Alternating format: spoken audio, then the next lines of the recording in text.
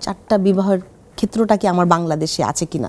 একজন পুরুষের ক্ষেত্রে চারটা বিবাহ করা যাবে, এই এখতিয়ার কি আমার বোনরা দিয়েছে কাউকে?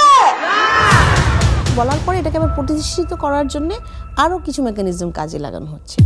বিএনপিকে যদি বাংলাদেশের মানুষ ক্ষমতায় আনে তাহলে আওয়ামী লীগ আবার ফিরে আসবে। এটা না একটা দুইটা কিলিং না, এটা হত্যাযজ্ঞ। প্রত্যেকটা পরিবারের জানতে হবে তার সন্তানের সাথে কি করা হয়েছিল, তাদেরকে কিভাবে হত্যা করে নদীতে ফেলে দেওয়া হয়েছিল। আমরা দেখছি যে আয়নাঘরগুলো খালি, কিন্তু ওই মানুষগুলো কোথায়? তাহলে কালো জমটুপি পরায়, তারপরে জমটুপি পরানোর পরে হাত করা পরায় পিটাতে পিটাতে পিটাতে পিটাতে পিটাতে পিটাতে এমন করে ফেলতো যে যতক্ষণ না যে জ্ঞান হারিয়ে যায়, রক্তাক্ত হয়ে যায়, ততক্ষণ পিটাতো। কিভাবে মেরে পেটটা চিরে ছেড়ে দেওয়া হতো সিমেন্টের বস্তা দিয়ে। অনেক আয়না ঘরের দেয়ালে অনেক লেখা, রং করার পরে প্লাস্টার করার পরে আমরা যখন লাইট দিয়ে ধরছি, কিছু জায়গায় মা, কিছু জায়গায় কারো নাম উঠে আসতেছে, আই লাভ মাই ফ্যামিলি, এটা উঠে আসতেছে। আমাদের মিমের বয়স তখন 3 বছর, ওর কোনো মেমোরি নাই বাবার সাথে। ও জানে যে ছবি বাবা, মানে বাবার ছবিটাকে ধরতে হবে, এটাই। তো মিম টর্চ লাইট ধরে ধরে দেখছে আমার সাথে, একটা জায়গায় যে থেমে দেখি মিনু লেখা। তো তারপরে আমি ভাবিকে ঘুরে বলতে পারি নাই যে তোমার নামটা এখানে লেখা। এই অসাধারণ এপিসোডটি যারা দেখেছেন তারা অন্তর্দে অনুভব করুন প্রিয় দেশকে, স্বদেশকে এবং স্বদেশের প্রত্যেকটি মানুষকে। আপনার যেমন বেঁচে থাকার অধিকার আছে, তেমনিভাবে ভিন্ন মতের প্রত্যেকটি মানুষের সুন্দরভাবে দেশে বেঁচে থাকার অধিকার আছে। আসসালামু আলাইকুম দর্শক, আপনাদের সবাইকে আমন্ত্রণ জানাচ্ছি অল টাইম ব্রেড প্রেজেন্স তারজি কিবরিয়া শোতে। আজকের এই সন্ধ্যায় যাকে নিয়ে আমি সময়টা কাটাবো তাকে আসলে পরিচয় করিয়ে দেওয়ার প্রয়োজন নেই, কারণ তার অঙ্গনে তো অবশ্যই তাকে সবাই চিনবেন এবং একই সাথে সাধারণ মানুষের কাছেও তিনি অত্যন্ত পরিচিত মুখ হয়ে উঠেছেন। সাম্প্রতিক সময়ে বিভিন্ন বিষয়ে আলোচনা এবং সমালোচনায় তার নাম এসছে, সেগুলো হয়তো আমাদের আড্ডাতে কিছুটা উঠে আসবে। তবে আমি তাকে এভাবেই পরিচয় দিতে স্বাচ্ছন্দ্য বোধ করব। সেটা হচ্ছে তিনি একজন মানবাধিকার কর্মী এবং বর্তমানে বিএনপির ঢাকা 14 আসন থেকে তিনি নির্বাচন করছেন ধানের শীষে। সঞ্জিদা ইসলাম তুলি, আমি খুবই সম্মানিত বোধ করছি আমার অনুষ্ঠানে আপনাকে পেয়েছি। আসসালামু আলাইকুম। ওয়ালাইকুম আসসালাম। কেমন আছেন আপনি সবকিছু মিলিয়ে? আলহামদুলিল্লাহ। জি, পারিবারিক ব্যাকগ্রাউন্ড বা পরিবারটা নিয়ে একটু জানতে চাই যে আপনাদের শৈশবটা কেমন ছিল, বিশেষ করে আপনার ভাইয়ের গল্প তো ডেফিনেটলি আজকের অনুষ্ঠানে আসবে, যদি ভুল না বলে থাকি স্টিল সে মিসিং, রাইট? একটু পরিবার নিয়ে শুনতে চাই। আমরা মধ্যবিত্ত পরিবারে বড় হয়েছি। আমার বাবা ছিলেন সিভিল এভিয়েশনে স্টেট অফিসার। তো আর আমরা 3 ভাই 3 বোন এবং আমরা জয়েন্ট ফ্যামিলি, এখনও জয়েন্ট ফ্যামিলি। ওকে। তো সেখানে আমার বড় হয়ে ওঠা হচ্ছে তেজগাঁয়ে, শাহিনবাগে। আমি শাহিন স্কুলের স্টুডেন্ট। জি। এবং ওই সময়টাতে আসলে আপনারা জানেন যে মহল্লার যে কালচার শাহিনবাগ তেজগাঁয়ে, সেখানে আমার বেড়ে ওঠা। তখনকার মানুষের মধ্যে আসলে সামাজিক যেই বন্ধনটা ছিল, এবং আপনি জানেন আমি সবার ছোট, তো 5 ভাই বোন, তাদের যেই গণ্ডি ছিল বা সারাউন্ডিংস ছিল, বন্ধু বান্ধব ছিল, আব্বার কাছে যারা আসতেন, সকলে মিলে আসলে একটা ভিন্ন রকমের পরিবেশ ছিল, যেটা আমরা পরবর্তীতে আর আমাদের সন্তানদেরকে দিতে পারিনি। আমরা যেমন বড় মাঠে খেলা করে বড় হয়েছি, শাহিনের বড় মাঠে আমাদের গড়ে ওঠা, এবং সেই জায়গাগুলোতে আমার মনে হয় যে এখনকার সন্তানদের দিকে যদি তাকাই, আমরা কিন্তু সেগুলোর মধ্যে বড় হয়েছি। আরেকটা যেটা মানুষের সাথে থাকা, মানুষের সাথে কাজ করা, এই জিনিসগুলো আসলে শিখেছিলাম ভাইয়াদের সাথে, বাবার সাথে। আমার বাবা পরবর্তীতে কমিশনার ছিলেন ওই এলাকার, এবং আমি দেখতাম যে ঘুম থেকে ওঠার পরে বাড়ি উঠান ভর্তি অনেক মানুষ, তাদের চাওয়াগুলো নিয়ে আব্বার সাথে কথা বলছে। তারপরে দেখতাম যে আমার আব্বা 2010-এ উনি মারা যান। ভাই যখন রাজনীতিতে, আমার সাজিদুল ইসলাম সুমন, যেই ভাই গুম হয়ে যাওয়ার পর এখনও ফেরত আসেনি, তিনি জাতীয়তাবাদী দলের বা তৎকালীন 25 নম্বর ওয়ার্ড, এখনকার 38 নম্বর ওয়ার্ড, এখনকার 25 নম্বর ওয়ার্ডের সাধারণ সম্পাদক ছিল। তুলি, আমি একটু ঘটনাটা জানতে, যেহেতু আপনারা জয়েন্ট ফ্যামিলি, সো সব তো আপনার চোখের সামনেই ঘটেছে, কিভাবে কি হয়েছে একটু স্টোরিটা বলতে পারবেন আমাকে? আপনি জানেন যে বিগত 15 বছরে ফ্যাসিস্ট হাসিনা রেজিমের টাইমে যারাই ভিন্ন দলের বা ভিন্ন মতের ছিল, তাদেরকে দমন পীড়নের জন্য নির্বিচারে তাদেরকে অ্যারেস্ট করা হতো, এবং পরবর্তীতে আমরা তাদেরকে গুম হতে দেখেছি, বিচার বহির্ভূত হত্যার শিকার হতে দেখেছি। আমার ভাইয়ের ক্ষেত্রে যেটা হলো, যে ইলেকশন পূর্ববর্তী সময়টাতে, যেমন 2014 5ই জানুয়ারির যে ইলেকশন ছিল, তার ঠিক আগের সময়টাতে নভেম্বর ডিসেম্বরে ঢাকা থেকে প্রায় 22 জনকে বিভিন্ন আইন প্রয়োগকারী সংস্থা তুলে নিয়ে যায়। 4 ডিসেম্বর 2013 আমার ভাই সাজিদুল ইসলাম সুমন সহ আরও 5 জন, ওরা 6 জন বসুন্ধরা রেসিডেন্সিয়াল এরিয়া ছিলেন। যেহেতু নির্বিচারে হচ্ছে পুলিশ ধরে নিয়ে যেত, বাসায় থাকতে পারতেন না ইলেকশনের আগে, এলাকায় থাকতে পারতেন না। তাদেরকে থাকতে হতো খালার বাড়িতে, মামার বাড়িতে বা অন্য কোনোখানে থাকতে হতো। এবং এটা বহু বছর ভাই, মানে ওই সময়টা না, শুধু যখন থেকেই হাসিনা ক্ষমতায় গেলেন তখন থেকেই। সেই বসুন্ধরা রেসিডেন্সিয়াল এরিয়াতে আমার খালার বা একটা কনস্ট্রাকশন প্লট ছিল, সেখানে ওনাদের হয়তো বিকেলবেলা মিটিং হয়েছিল ওনাদের বিএনপির আরও অঙ্গ সংগঠন নিয়ে। এবং মিটিং শেষ আর মানে 8টা বাজে রাত, ডিসেম্বরের রাত 8টা বাজে, ঠান্ডা তখন। এবং বসুন্ধরা আপনি জানেন যে আই ব্লকে, সেটা ওই সময়টাতে অত বেশি বিল্ডিং হয়নি। বসুন্ধরা এখনো এরকম ব্লক আছে যে অনেক ফাঁকা থাকে, শুনশান থাকে। কাশফুল, আমরা পরবর্তীতে ওখানে যাই, একদম প্রায় একতলা সমান এত বড় বড় কাশবন ছিল পাশে। তো ওইখানে ভাইরা হচ্ছে ওদের কনস্ট্রাকশন প্লটের ওখানে প্রায় 25 জনের মতো ওয়ার্কার ছিলেন, লেবাররা ছিলেন যারা বিল্ডিংয়ের কাজ করছিলেন, কেয়ারটেকার ছিলেন। ভাইয়ের সাথে আরও 2 জন বন্ধু ছিলেন যারা সিগারেট খাওয়ার জন্য বোধহয় একটু সামনে গেলেন। তো এখানে ইটের কাজ হয়, যে মেশিন, এরকম মেশিন সামনে রাখা, বালু রাখা এরকম। তো সুমন ভাই দাঁড়ানো, সবার মিটিং শেষ, সবাই চলে যাচ্ছে, তো উনিও চলে যাবেন। মুড়ি বানিয়ে খেলেন মনে হয় সন্ধ্যায় ওখানে। এই গল্পগুলো আপনি শুনেছেন কার কাছ থেকে? এই কেয়ারটেকার যারা ছিল সঙ্গে সঙ্গে জানার পরই, যেমন র্যাপিড অ্যাকশন ব্যাটালিয়ন 1-এর টিম এসেছিল 8টায়, 2টা ডাবল কাভার ভ্যান নিয়ে, এবং এটাতে র্যাব 1 লেখা। আচ্ছা, যারা ছিলেন তারাই বলেছেন আমাদেরকে, মানে ওখানে আলটিমেটলি ওয়ার্কাররা ছিলেন, তারপরে যারা কেয়ারটেকার ছিলেন যিনি, ওনারা সবাই বললেন। এবং পরবর্তীতে আরও তথ্য পাই আমরা সেগুলোতে আসছি। তো সেই জায়গাটাতে ভাই হচ্ছে রেডি হচ্ছে, মনে হয় চলে যাবে। ওই সময় 2টা ডাবল কাভার ভ্যান খুব হাই ভলিউমে লাইট দিয়ে থামে ওখানে যে। তো সেইখানে থামার পরে ভাইদের সাথে যা তিনজন ছিলেন জগন্নাথ বিশ্ববিদ্যালয়ের, আর একজন ছিলেন তিতুমির কলেজের, আরেকজন ছিলেন আমার খালাতো ভাই তানভীর, ও এখন আসে নাই, এরা কেউই আসে নাই এখনো। আমার ভাই সুমন, সাজিদুল ইসলাম সুমন। তো এসে র্যাব যেটা করলো, ওখানে নামার পরে প্রত্যেকটা ওয়ার্কার যে দাঁড়ানো না, তাদের প্রত্যেকের পেছনে হচ্ছে তারা দাঁড়িয়ে গেল 1 to 1, এবং উইথ ইউনিফর্ম, উইথ আর্মস, এবং প্রত্যেককে কাউকে কোনোখানে মুভমেন্ট করতে দেওয়া যাচ্ছে না। এখন ওই দূরে যে 2টা বন্ধু সিগারেট খাওয়ার জন্য একটু সামনে গিয়েছিল, ওরা করলো ওই যে ইটের মেশিনটার পিছনে শুয়ে পড়লো। আর কাশফুলের জন্য আমার মনে হয় ওদেরকে দেখা যায়নি, তো ওরা বেঁচে গিয়েছিল তখন।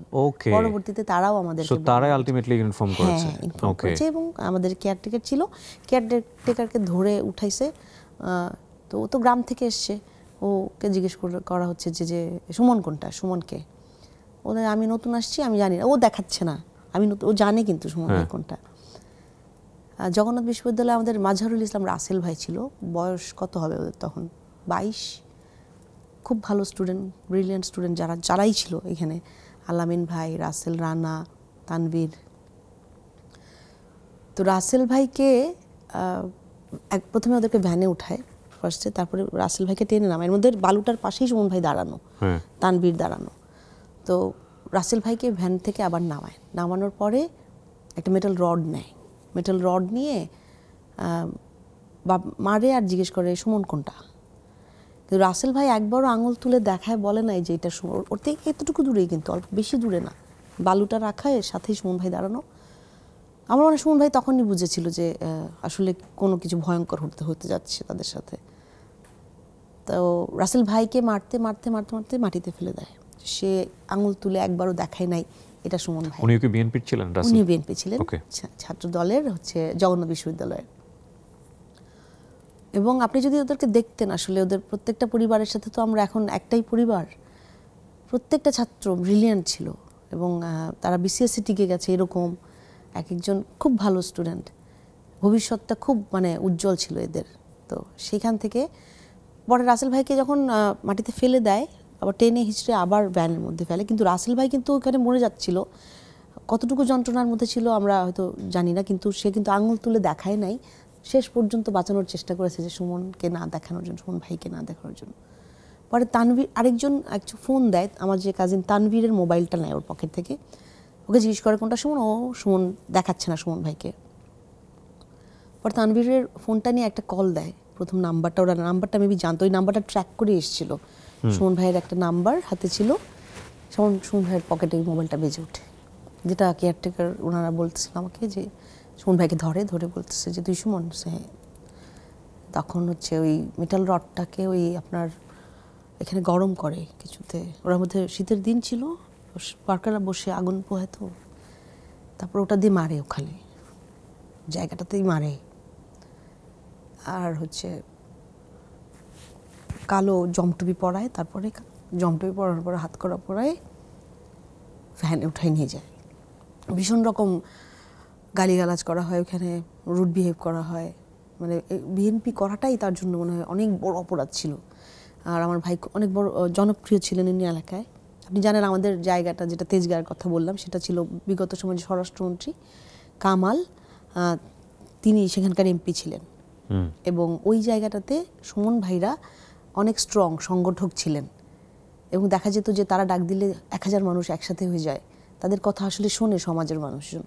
এটাই ওনাদের জন্য আসলে আমার মনে হয় কারণ ছিল যে যারা দক্ষ সংগঠক ছিল প্রত্যেকটা জায়গায় তাদেরকে টার্গেট করা হয়েছিল গুম করে ফেলার জন্য। বিগত সময় যেন অবৈধভাবে আসলে ওই যে ইলেকশনটা যেটা ছিল 2014 5ই জানুয়ারি, অবৈধভাবে ইলেকশন করে যদি ক্ষমতায় বসতে চায় তাহলে এদেরকে সরাইতে হবে আগে। এবং একটা গুমটা একটা এমন একটা অপরাধ, দেখেন আমরা কিন্তু পাশাপাশি মানুষকে কাস্টোডিয়াল টর্চার হইতেও দেখেছি, যে কেস ছাড়া তুলে নিয়ে গেছে, আমাদের সামনে এক্সট্রা জুডিশিয়াল কিলিং দেখেছি, পাশাপাশি এই গুমের প্রচলনটা তখন থেকে শুরু হয়ে গেল। সো আপনার ফ্যামিলিতে নিউজটা আসলো কিভাবে? আসলো হচ্ছে ভাইয়াকে যখন নিল যে 8টা নাগাদ, সঙ্গে সঙ্গে ওই কেয়ারটেকার খালাদেরকে জানায়, ওখান থেকে ফোন আর বসুন্ধরা থেকে আমাদের বাড়িতে ফোন আসে। আম্মা ফোন ধরার পরে বলছে যে র্যাব এসেছিল, সুমন ভাইদেরকে নিয়ে গেছে। তো সঙ্গে সঙ্গেই আমার বাড়ি থেকে আমার বোন, মা, আমার ভাইরা সবাই র্যাব 1-এ যায়। র্যাব 1-এ যাওয়ার পরে প্রথম যেই শব্দটা ওরা বলে, না আমরা এরকম কোনো অপারেশন করিনি, ওরা কোনো কেউ যায়নি সেখানে। কিন্তু ওখানে 2টা ডাবল কাভার ভ্যান, একটা সাদা মাইক্রোবাস ছিল, এবং তারা তুলে নিয়ে এসে 6টা মানুষকে ওই জায়গা থেকে। সেম ওই রাতেই 4 তারিখ রাত 2টা 5 তারিখে পড়ে যায়। 2টার রাতে আবার শাহিনবাগে আরও 2জন ছিল সুমন ভাইদের সাথে, স্বেচ্ছাসেবক দলের আদনান ভাই আর কায়াসের ভাই, তাদের 2জনকে বাড়ি থেকে ঘুমের মধ্যে এসে তুলে নিয়ে যায়। এবং এলাকার মধ্যে আমাদের একজন এলাকাবাসী দেখতে পান যে ওই গাড়িতে, যে গাড়িতে নিয়ে যাচ্ছিল ওখানে সুমন ভাই ছিল। এই গুমের ঘটনা কি তখনই আপনারা ইনফর্ম হন নাকি তার আগে থেকেই মোটামুটি চলতেছিল এগুলা? এর আগে যেমন ইলিয়াস আলী ভাইকে, চৌধুরী আলম ভাইকে প্রথম নিল, হ্যাঁ, তারপরে আরেকটা হলো যেটা হচ্ছে ইলিয়াস আলী ভাইয়েরটা 12-তে, 10-এ 12-তে, কিন্তু একটা খুব একটা নলেজে আসেনি বা ওরকম ভাবে না, ওটা নিয়ে আসলে খুব কথা হচ্ছিল না। পরে আমরা যখন, এবং আমরা তখন কিন্তু পরিচিত না, ভাইকে যখন নিয়ে গেল, যখন এই যে সত্যটা বলছে না যে তাদেরকে অ্যারেস্ট করে আনা হয়েছে, এটা তো একটা 24 ঘন্টার মধ্যে জানানো দরকার। আপনি হয় কোর্টে প্রডিউস করেন অথবা জানান যে তাদেরকে অ্যারেস্ট করা হয়েছে, তারা কি করেছে, কি অন্যায় যদি করে থাকে তো জানাতে হবে। কিন্তু ওই যে ডিনায়ালটা ওই প্রথম থেকেই শুরু হয়ে গেল। আর গুমের সাথে তখনও আমরা পরিচিত না, চিন্তাও করতে পারছি না যে আসলে ভাইকে এরকম করে তুলে নিয়ে যাবে, কারণ সে তো রাজনীতি করে। হ্যাঁ, আর আরেকটা যেটা আমি বলতে চাই যে ক্রাইমও তো করে না, বাট আর যদি কেউ ক্রিমিনালও হয় তারও কারো এখতিয়ার নেয়, সে আইনের বাইরে যে তাকে আসলে তুলে নিয়ে যে অবৈধভাবে সিক্রেট ডিটেনশন সেলে রেখে দেওয়ার জন্য। ফোন আসার পরে আমরা সবাই পরিবার ওই যে রাতে যায়, পরের দিন কেটে যায়, 1.5 দিন 2 দিন হয়ে যায়, আমার পরিবার দাঁড়ায় ছিল র্যাব 1-এর সামনে। আপনারা এখন জানেন যেটা TFI cell, secret detention cell পাওয়া গেছে সেখানে। সো ওই TFI সেল এখন ইনভেস্টিগেশনে অনেক কিছু উঠে আসছে, যে র্যাব 1-এ ভাইদেরকে নিয়ে যাওয়ার পরে হেডকোয়ার্টারের নির্দেশে তাদেরকে TFI সেল রাখা। কিন্তু আমার মাকে, আমার পরিবারকে বারবার বলা হয় যে এরকম কোনো অপারেশন হয়নি, তারা খুঁজে দেখবে, কোথায় জানে না। 3 দিন পার হয়ে যায়, তখন আমরা জেনারেল ডায়েরি করতে যাই থানায়, একটা মামলা করতে চাই, আমার মা নেয় না, মামলা অ্যাকসেপ্ট করে না। কারণ হচ্ছে আমাদেরকে বলা হয় যে যদি আপনি বলেন বাসা থেকে বের হয়ে নিখোঁজ হয়ে গেছে তাহলে আমরা মামলা নিব, কিন্তু আপনি যদি বলেন যে র্যাব তুলে নিয়ে গেছে তো আমরা তো সত্যিটা বলতে হবে, তো সেটার জন্য আর মামলা অ্যাকসেপ্ট করে না। এবং আপনি জানেন যে আমাদের কোনো লিগ্যাল কোনো ইয়ে হচ্ছে না, ডকুমেন্টেশন হচ্ছে না যেটার এগেনস্টে তারা ইনভেস্টিগেশন আমার প্রসিড করবে। রাষ্ট্রীয় বাহিনী কর্তৃক যখন তুলে নিয়ে যাওয়া হয় তখন আমার মনে হয় যে তারা এভাবেই আসলে মেকানিজমটা চালায়। এবং তুলে নিয়ে আসার পর থেকে আমার মা প্রতিদিন সকালবেলা যেত, আমার মা এখন 75, তারও বেশি এখন, সকালবেলা যেত প্রতিদিন রাত 8টা-9টার সময় পর্যন্ত র্যাব অফিসের বারান্দায় বসে থাকতো, অপেক্ষা রুম যেটা, অপেক্ষা রুমটাতে বসে থাকতো। তাকে র্যাবের সিও ছিল তখনকার, আরও যারা অফিসার্স ছিল ওখানে, তাকে জিজ্ঞেস করতেন আপনি সুমনের মা, খুঁজে দিব আমরা, দেখছি, অনেক কিছু বলতো।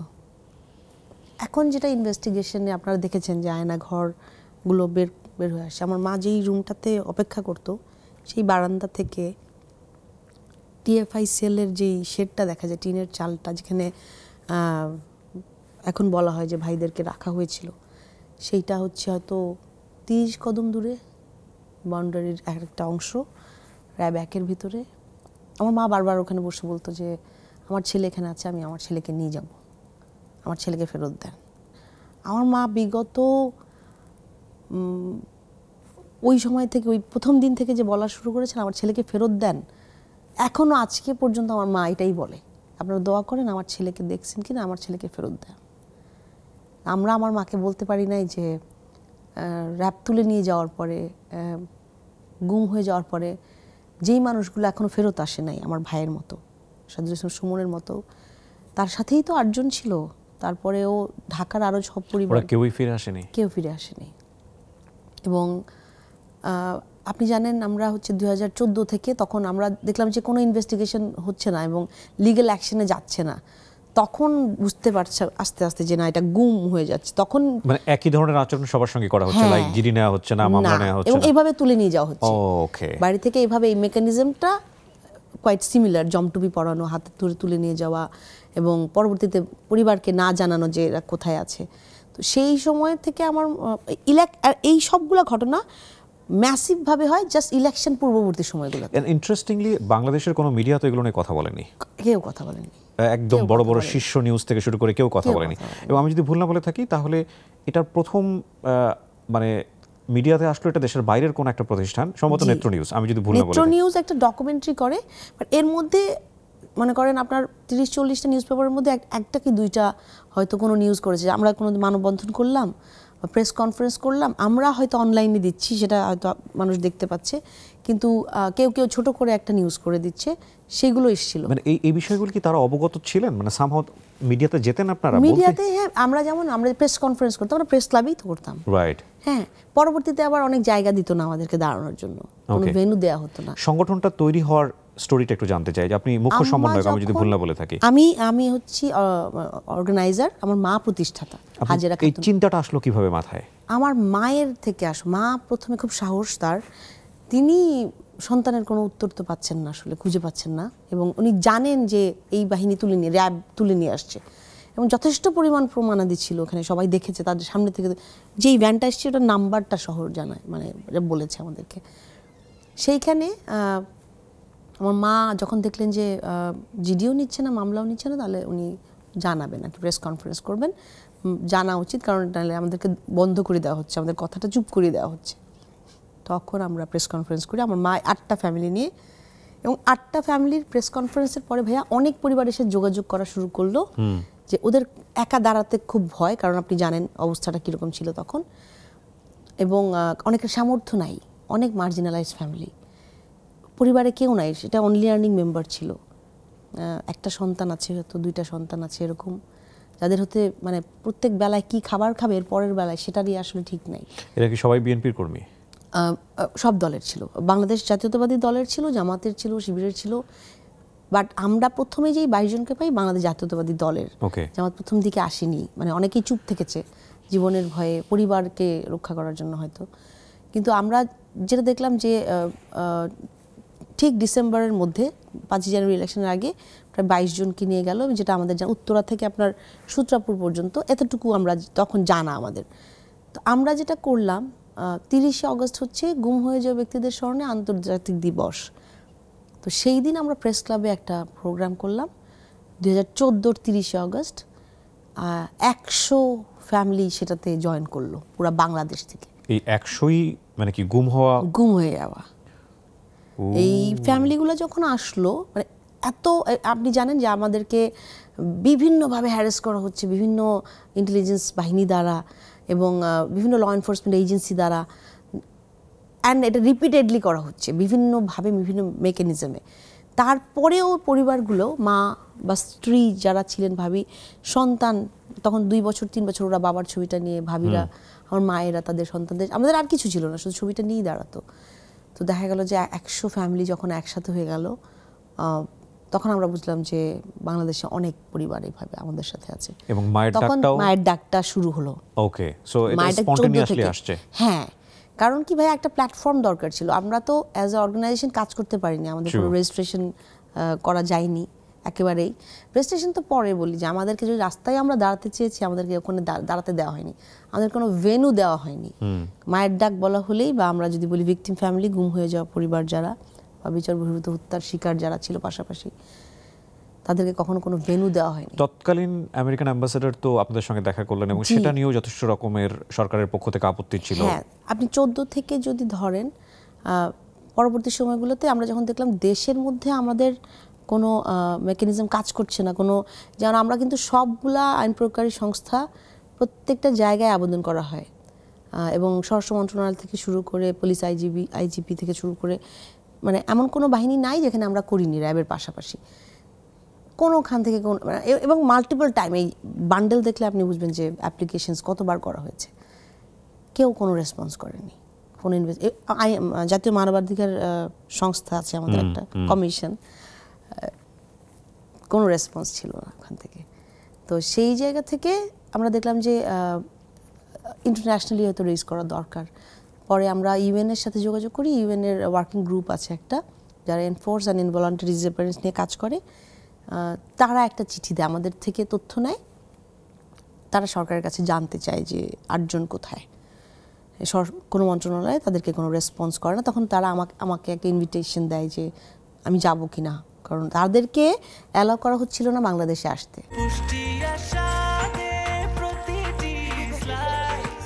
ব্রেকফাস্ট, টিফিন কিংবা স্ন্যাক টাইমে মজাদার আয়োজন মানে অল টাইম ব্রেড। আমি তো টেক্সটাইল ইঞ্জিনিয়ার, আমি একটা মাল্টি ন্যাশনালে জব করি তখন। তো পাশাপাশি ভাইয়ের জন্য এরকম এই আন্দোলনে 2015-এ যাই জেনেভাতে, ইউএন হেডকোয়ার্টারে, অ্যান্ড দেন 2016-এ জয়েন করি। তারা টেস্টিফাই করে, এবং তখন আমি সবার কেসগুলো আমার ভাইয়ের সাথে নিয়ে যাই। এবং আপনি জানেন যে 2022 সালে জাতীয় ইউএনের হাই কমিশনার আসে বাংলাদেশে, এবং তিনি কিন্তু 76 জনের একটা তালিকা দেয়, এবং ওই তালিকাতে স্বরাষ্ট্র মন্ত্রণালয়কে, প্রধানমন্ত্রী বিগত, তাদের কাছে জানতে চাওয়া হয় যে এরা কোথায়, এবং দোজ আর আইডেন্টিফাইড কেস, যেগুলো ওরা ভ্যারিফাই করেছে এবং গ্রাউন্ডে ভ্যারিফাই করেছে তাদের রিসোর্স দ্বারা, এবং আমাদের যত তথ্য ছিল আমরা সব কিছু প্রোভাইড করেছি। তো সেই যে 76 জনের তালিকা, সেটার কোনো রেসপন্স তৎকালীন সরকার কখনো করে নাই। আপনারা বরং দেখেছেন হয়তো তখন টিভিতে, তামাশা করে বলতো যে এই মানুষগুলো ঘর থেকে নিজেরাই বের হয়ে কোথাও চলে গেছে, 2 বউ নিয়ে সমস্যা, কারো ঋণের দায়ে চলে গেছে ভাইয়া, এভাবে করে বলতো তামাশা করে।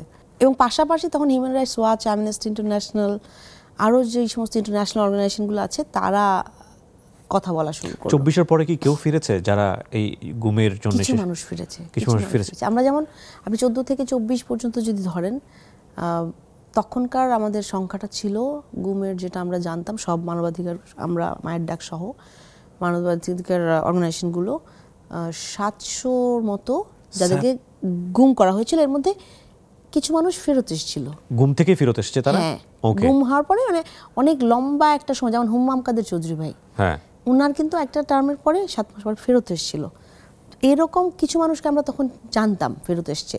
তারপর মারুফজামান ভাই একজন অ্যাম্বাসেডর ছিলেন, এরকম মোবাশ্বের ভাই আইটি স্পেশালিস্ট ছিলেন। তো এনারা কিছু কিছু মানুষ একটা সার্টেন টাইম পরে, 15 মাস 2 বছর এরকম পরপর ফেরত এসছে। তাদের কাছ থেকে কিছু কিছু মানুষ শেয়ার করে না, তখন খুব ভয় পায়, কথা বলে না। Underground cell, secret detention cell, সেগুলো আমরা জানতাম। এবং প্রতিনিয়ত আসলে আমরা এই কমিউনিকেশনটা, র্যাব অফিসে তো যাওয়াই হচ্ছে, মা যাচ্ছেই, সে তো বন্ধ করছে না, কথা হচ্ছে। এক এক সময় এক এক অফিসার এক একটা ইনফরমেশন দেয়।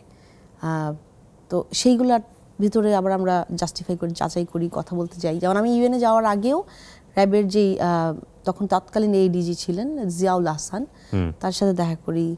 তখনকার ইন্টেলিজেন্স ডিরেক্টর ছিলেন একজন। ওনার রেসপন্স কি ছিল? খুবই মানে রুড, বারবার কেন সুমনের কথা জানতে চাওয়া হয়।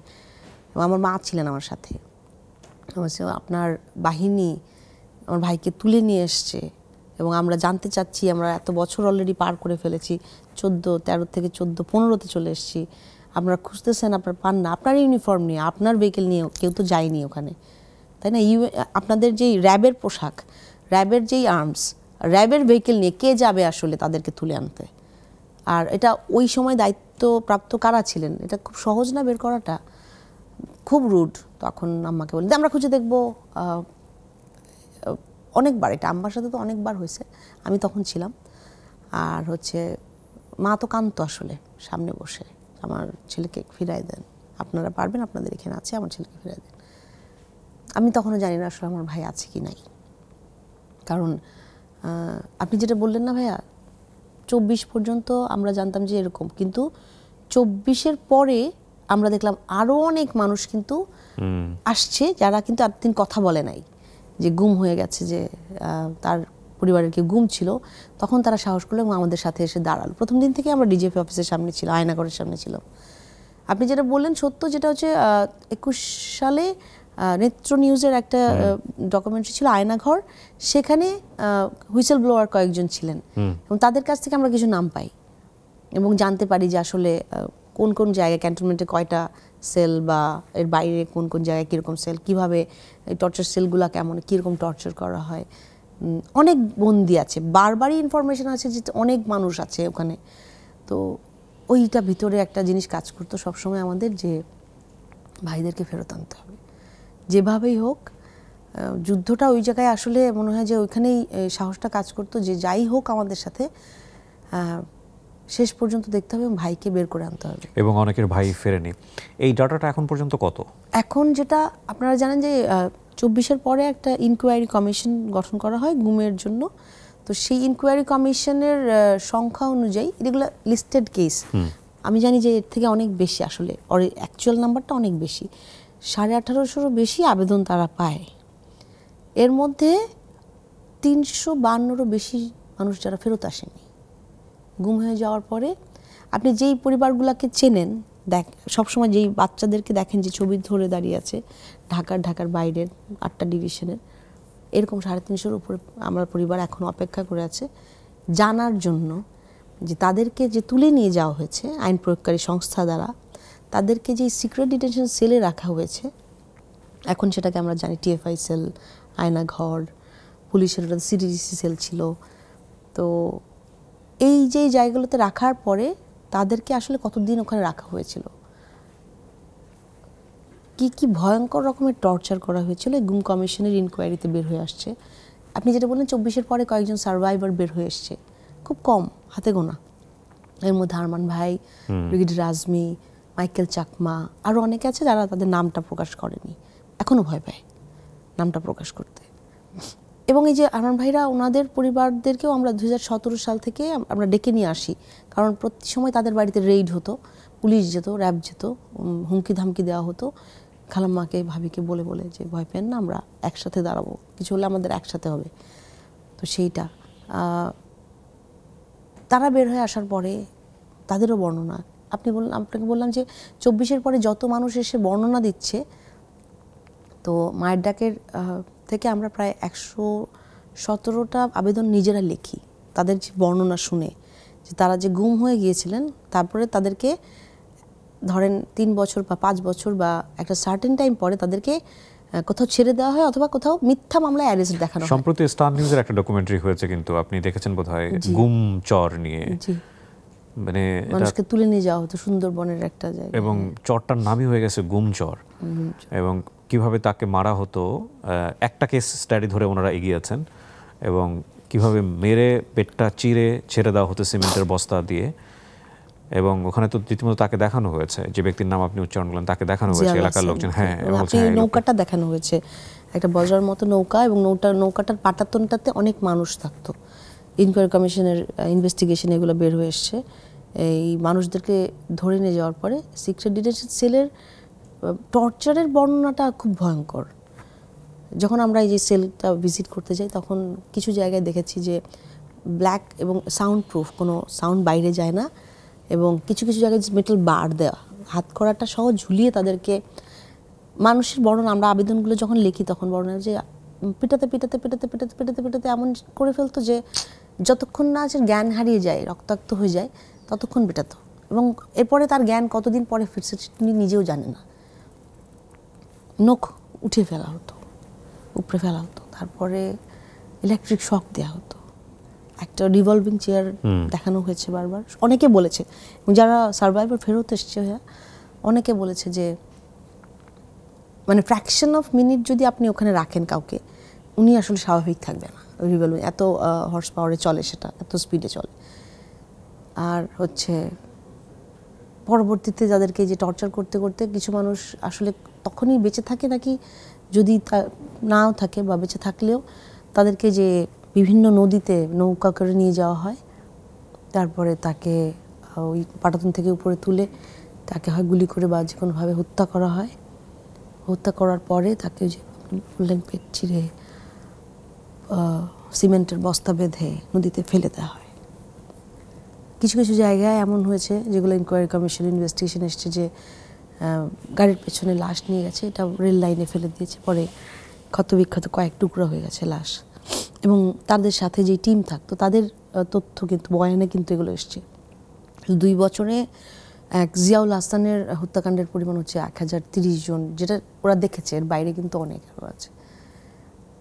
তো এরকম যারা হচ্ছে রাজনৈতিক, একবার নিশ্চিতভাবে কোনো তথ্য বের করা যায়নি যারা গুম হয়ে আছেন যে ওনারা মেরে ফেলেছেন, এই ধরনের কোনো স্টেটমেন্ট এখন হচ্ছে এই জিনিসটা যতক্ষণ না ফুল ক্লোজারে যাচ্ছে আমাদের মধ্যে এটাই কাজ করে। আমার মাকে এখন আমরা বলতে পারিনি যে আমরা দেখছি যে আয়নাঘরগুলো খালি, কিন্তু ওই মানুষগুলো কোথায় তাহলে? হ্যাঁ, আর এই যে হাজারো মানুষের হত্যার যে বর্ণনা আসছে, হাজারো মানুষের যেই মানে বিভৎস রকম টর্চারের বর্ণনা আসছে, সেখান থেকে প্রতিদিন আমরা আগে যেটা 24-এর আগে পর্যন্ত অপেক্ষা করেছি, ওই সময় পর্যন্ত অপেক্ষা করেছিলাম যে হাসিনা চলে যাবে, ওই দিন ভাইকে যেখানেই আছে বের করে নিয়ে আসবো। আল্লাহর কাছে শুধু একটাই দোয়া করতাম যে বাঁচাই রাখেন আল্লাহ, যেখানেই রাখেন। তো আয়নাঘরগুলো খালি, অনেক আয়নাঘরের দেয়ালে অনেক লেখা। তো টিএফআই সেলটাতে যখন ঢুকি আমরা একটা ডকুমেন্টারি কাজের জন্য নিজে, আমাদেরকে প্রথমে দেখতে দেওয়া হয়নি। আইন প্রয়োগকারী সংস্থা, বিভিন্ন বাহিনী এখনও প্রতিবন্ধকতা সৃষ্টি করে, মায়ের ডাকে যেতে দেওয়া হয়নি। পরবর্তীতে কিছুদিন পরে, কয়েক মাস পরে আমাদের সুযোগ হয়। তো আমার সাথে পরিবার, ভিকটিম পরিবার যারা, ভাইয়া ঢাকার যারা ছিল কাছাকাছি, সবাই আসে, দৌড়ায় আসে, আমরা যাই, আম্মা যায়। তখন আমি দেখি যে আমার মা যেখানে ছিল সেখান থেকে ওই সেলটা আসলে 25 কদম থেকে 30 কদম দূরে, আমার মা দেখতে পাচ্ছিলেন ওটা, যদি ভাইকে সেখানেই রেখে থাকে। এবং এটা হচ্ছে একতলার নিচে সিঁড়ি দিয়ে নামতে হয়, নামার পরে নিচতলায় 10টা সেল। এবং এখন যে মেটাল ডোরগুলো ছিল একদম, ওখানে কোনো লাইট নাই, কোনো ফ্যান নাই, কিচ্ছু নাই, দেয়ালে দেয়ালে 2.5 ফিট বাই 5 ফিট এরকম ছোট ছোট ছোট ছোট সেল, এবং মেটাল ডোরগুলো দিয়ে দিয়ে বন্ধ করা। এখানে আসলে কোনো আলো বাতাস যাবে না, কবরের মতো অন্ধকার। এবং মেটাল ডোরগুলো এখন ভাঙা, কিছু কিছু দেয়ালে রং করা, আঁচড়গুলো দেখলে বোঝা যাচ্ছিল নামগুলো, অনেকের নাম অনেক জায়গা থেকে চলে এসছে। জানি না কিভাবে লিখতো, হাত করা দিয়ে বা নখ দিয়ে। রং করার পরে, প্লাস্টার করার পরে আমরা যখন লাইট দিয়ে ধরছি, কিছু জায়গায় মা, কিছু জায়গায় কারো নাম উঠে আসতেছে, আই লাভ মাই ফ্যামিলি, এটা উঠে আসতেছে। টিএফআই সেলের একদম নিচের সেলে যখন যাই, রাতের বেলা যে কায়সার ভাইকে তুলে নিয়ে গেছে, ওনার ওয়াইফের নাম মিনু। ওনার আমাদের মিমের বয়স তখন 3 বছর, ওর কোনো মেমোরি নাই বাবার সাথে। তো মিম টর্চ লাইট ধরে ধরে দেখছে আমার সাথে, একটা জায়গায় যে থেমে দেখি মিনু লেখা। তো তারপরে আমি ভাবিকে ঘুরে বলতে পারি নাই যে তোমার নামটা এখানে লেখা। আর যেই পরিবারগুলো আসলে ওই 14 সাল থেকে এখন পর্যন্ত যে অবস্থায় ছিল, এখনও সেই অবস্থাতেই আছে, যে জানার জন্যে তাদের সাথে কি করা হয়েছে, আমার ভাই, তাদের যে বাবা, তাদের সন্তান, তাদের সাথে কি করা হয়েছে। এদের অপরাধ হচ্ছে এরা ভিন্ন মতের, ভিন্ন দলের, শুধুমাত্র এটাই তাদের অপরাধ। বাংলাদেশের ইতিহাসে বোধহয় কখনো কোনোদিন এর ধরনের ঘটনা ঘটেনি। মানে এই রকম পার্শ্ববিকতা, এইরকম পৈশাসিকতা একটা ইনস্টিটিউশনাল ফ্রেমের মধ্যে, এটা বাংলাদেশের ইতিহাসে কখনো ঘটেনি। আপনি যদি অনুভব করতে পারেন, এবং অনুভব করার একটা বেস্ট হচ্ছে যে আপনার ফ্যামিলির যে কোনো একজন মেম্বারকে দিয়ে আপনি অনুভব করেন। আপনি যদি অনুভব করতে চান, আপনি বাবা হিসেবে অনুভব করেন যে আপনি বাবা হিসেবে ওই সেলটাতে আপনি বন্দী আছেন, আপনার ছোটো ছোটো 2টা বাচ্চা আছে। আপনার একটাই অপরাধ, আপনি ভিন্ন মত পোষণ করেন।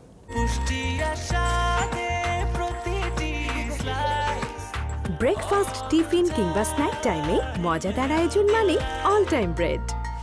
মায়ের ডাকের ফিউচার প্ল্যানটা কি আসলে? এটা এখন কি করতে চায়?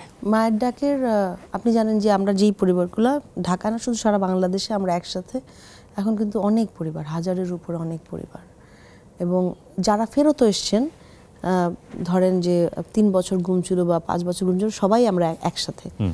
তো তাদের ক্ষেত্রে যখন মিথ্যা মামলা দেওয়া হয়েছে বা তাদের সেই পরিবারগুলোও তাদের বিচার চায়, ন্যায় বিচার দেখতে চায়।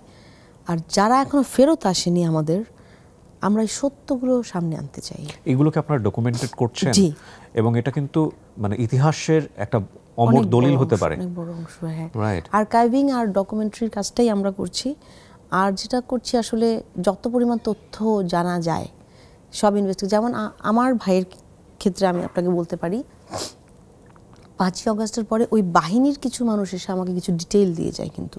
ওকে। হ্যাঁ, যে যখন তাদেরকে তুলে নিয়ে যাওয়া হয় ওই ভ্যানে কারা ছিল দায়িত্বপ্রাপ্ত, এবং ওই দায়িত্বপ্রাপ্ত মানুষগুলোর কিছু আন্ডারটেকিং আছে যে তারা ওই দিন ডিউটিতে ছিল এবং তারা ওদের কিন্তু মানুষ তুলে নিয়ে আসছেন। ওকে। এবং তারা ওখানে স্বীকারোক্তিমূলক দিয়েছেন জবানবন্দি। ওকে।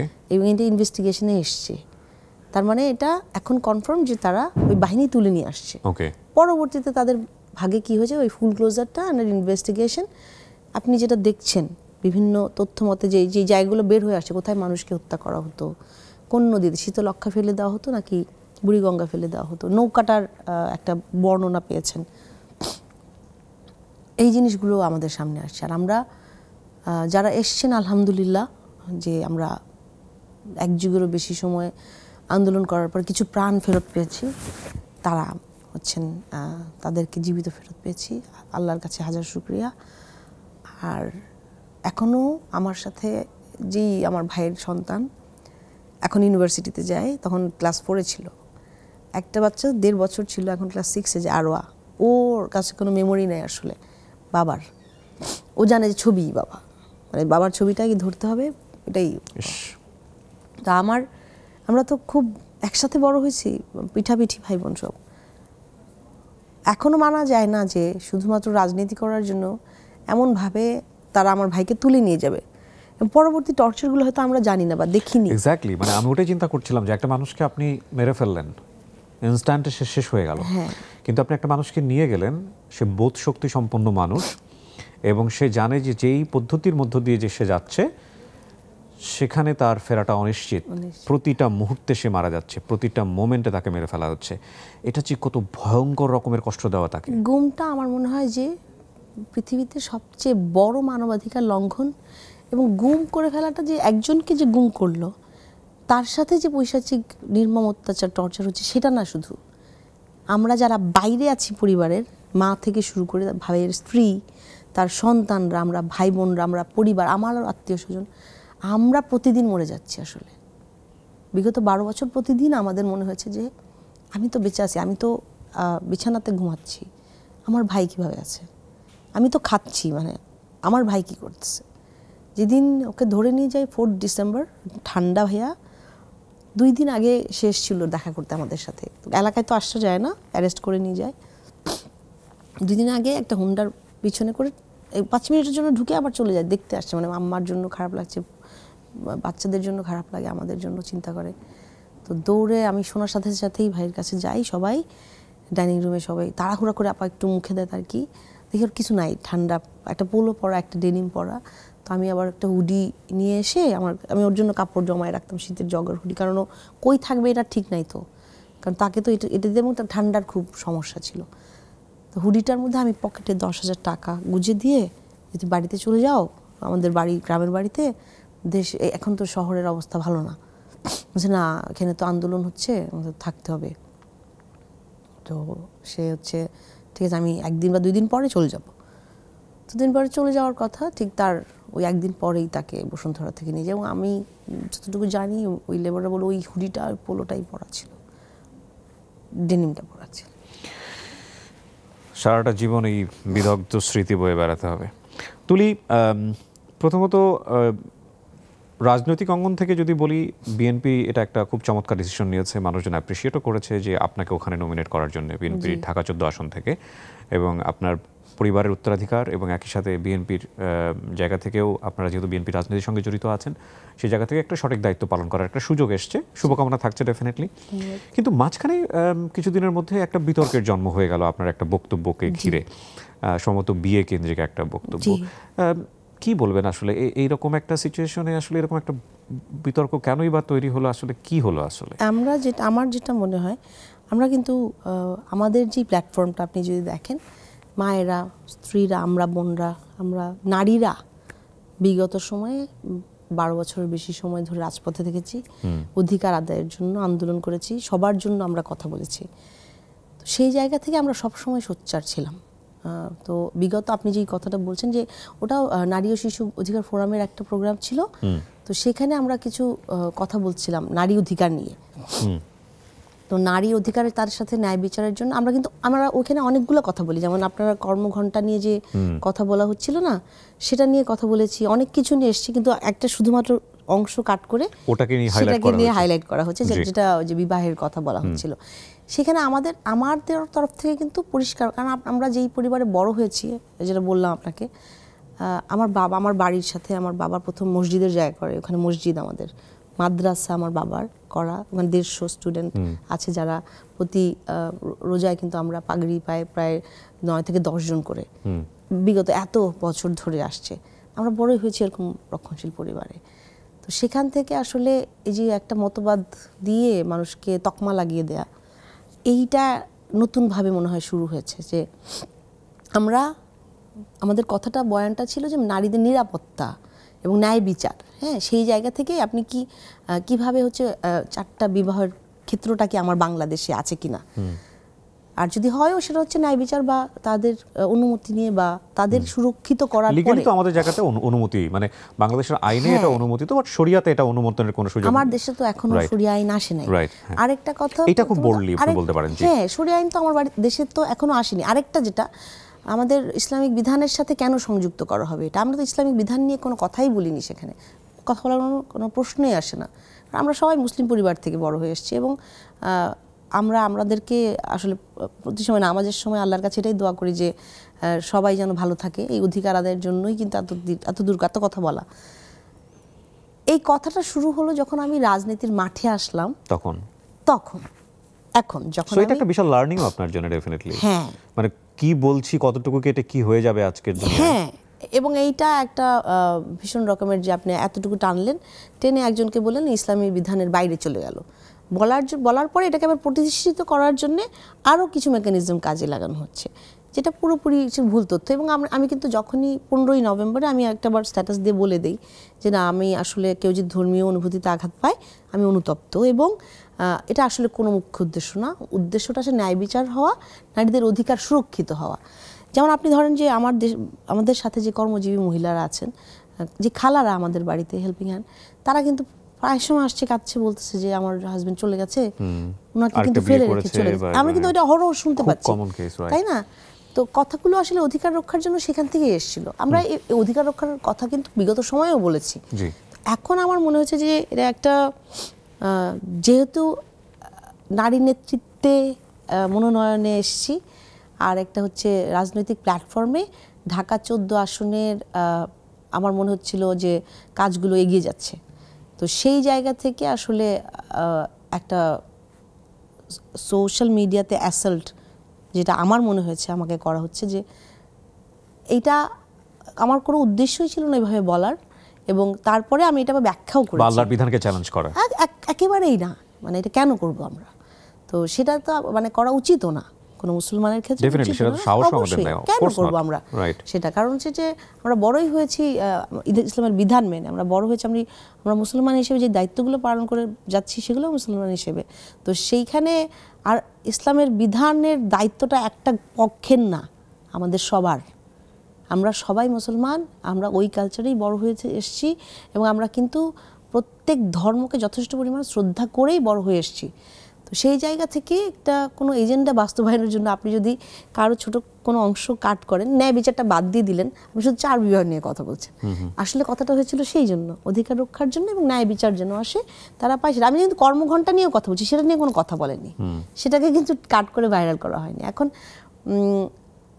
আমরা যদি চাই, ধরেন এখন রাজনৈতিক মাঠে যাওয়ার পরে যদি অন্য দল বা যারা একটা গোষ্ঠী এটা করতে চাচ্ছে তাদের কথা ধরে যদি টান দেওয়া হয় এবং চায় কেউ এটা করতে, অনেক কথা পাওয়া যাবে যেগুলো আসলেই মুসলিম হিসেবে বা যদি ঈমান থাকে তাহলে বলার কথা না।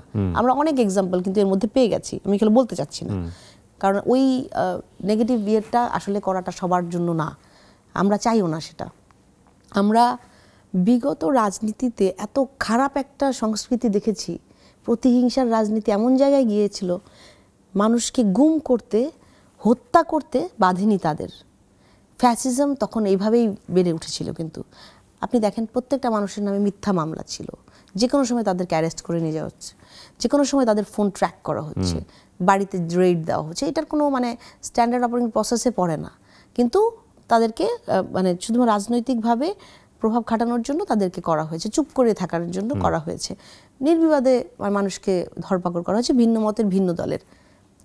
এখনকার সময়ে জুলাই অভ্যুত্থানের পরেও এই যে হাজারো প্রাণ, আপনি দেখেন আমরা কত হাজার গুম, আমরা যদি ধরি 2000, 3500 এক্সট্রা জুডিশিয়াল কিলিং, বিচার বহির্ভূত হত্যা, তারপরে আমরা জুলাইয়ে যেই ছাত্র জনতা, শ্রমিক ভাইরা সবাইকে যে হারিয়েছি প্রায় 2000-এর মতো, এগুলো আমি ভাই আপনাকে লিস্টেড নাম্বার বলছি।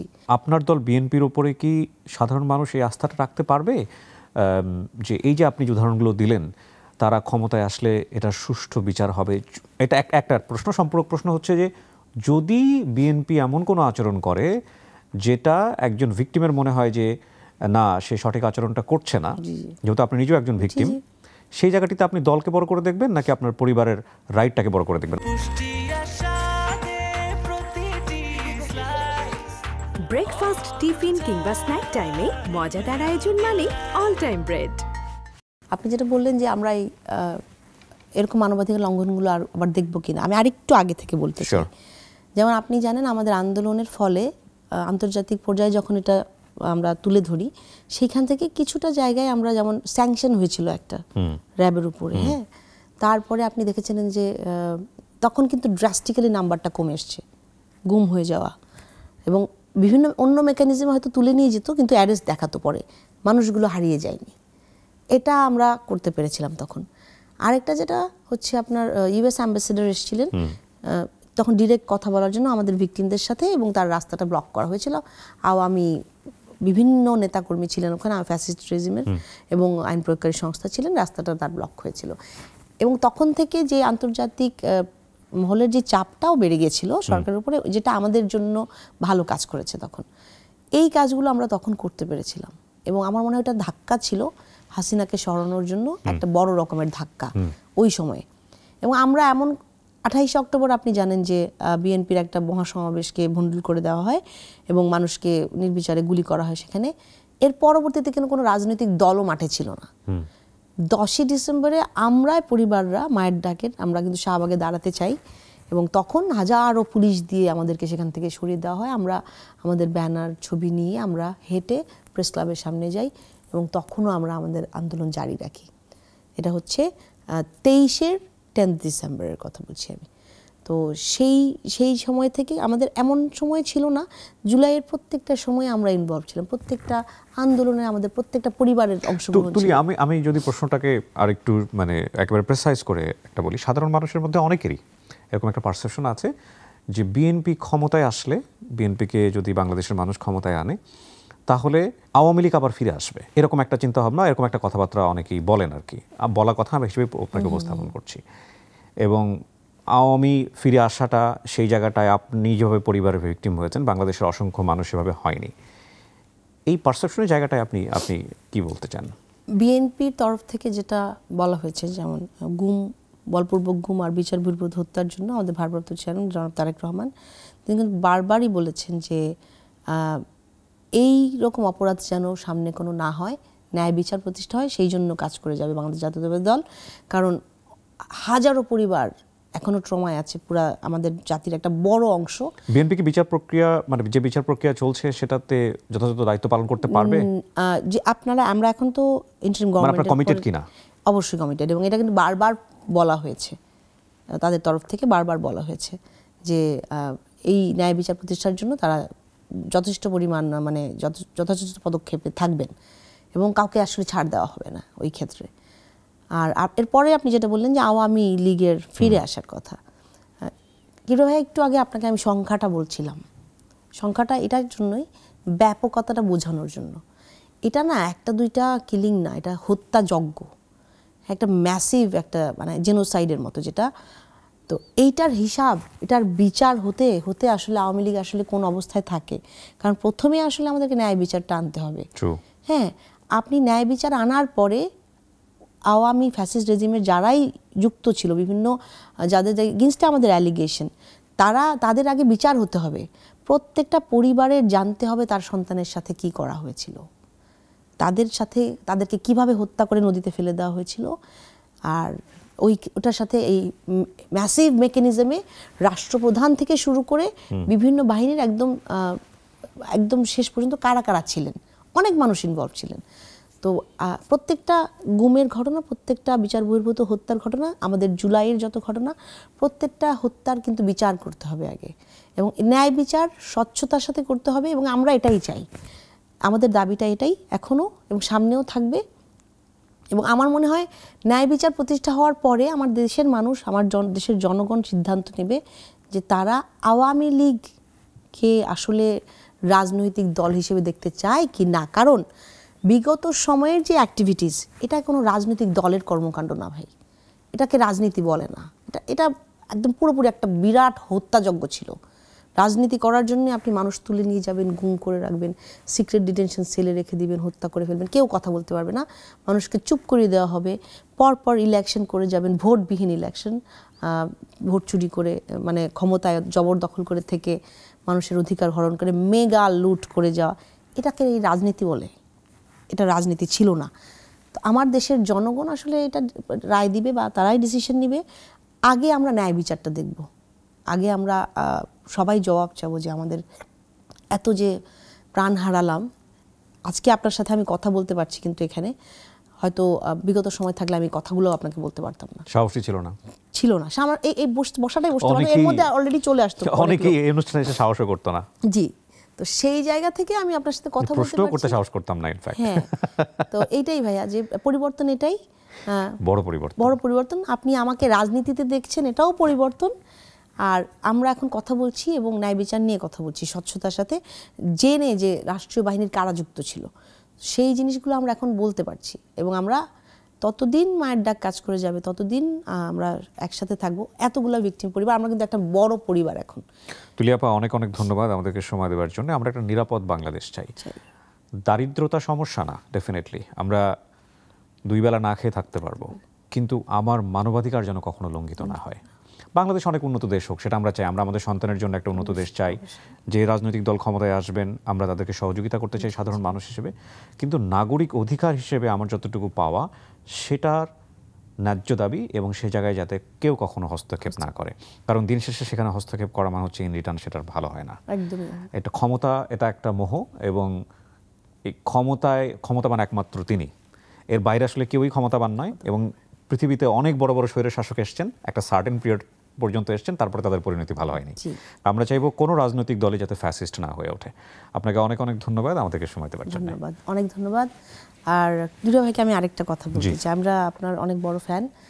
আপনি অনেক পরিবারকে, হারিয়ে যাওয়া মানুষকে তাদের মধ্যে এক করে দিয়েছিলেন।